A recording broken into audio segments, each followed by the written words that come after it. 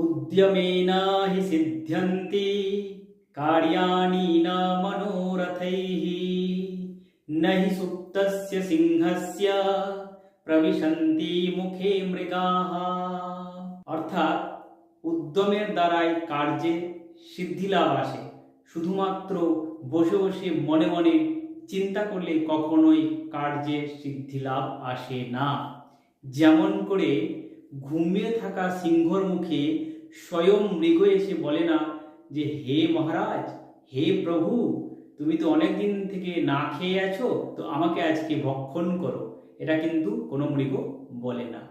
ঠিক সেই রকমই উদ্যম না নিলে, শুধুমাত্র বসে বসে চিন্তা করলে কাজে কখনোই সফলতা আসে না। সেই কারণেই এই সংস্কৃত শ্লোকে এখানে বলা হয়েছে উদ্যমেন হি সিদ্ধ্যন্তি কার্যাণি ন মনোরথৈঃ।